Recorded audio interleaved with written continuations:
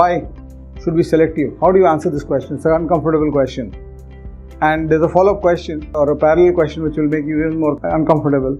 The guy before you was an IIT top 100 rank and he was a topper in his college. You got average academics. Why should we select you?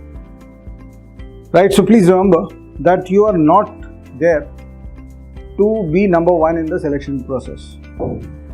You want to get better outcomes. If there's a B school that is going to take 300 students in your category and there are 300 seats, they will fill those 300 seats. And all you're asking is one seat there.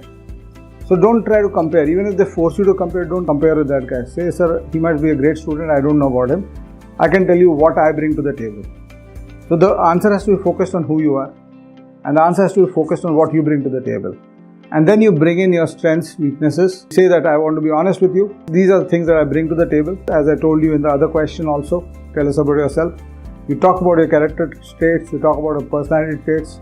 And then the questions which you actually want to put a lot of emphasis on, you speak them with emphasis. I was giving that example.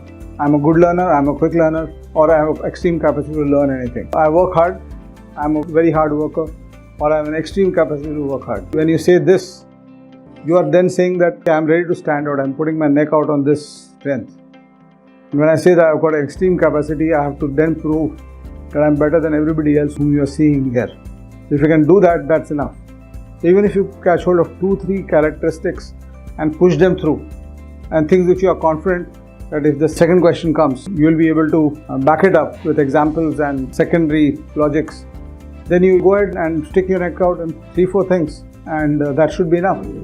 But ऐसा नहीं होना चाहिए कि I have an extreme capacity to work hard और तुमसे next question आए कि tell me 3 instances in your life where you worked very hard and achieved something and you are struggling to find even one such instance. As I said, they have to back up of examples and back up of logic to tell me why you are saying that.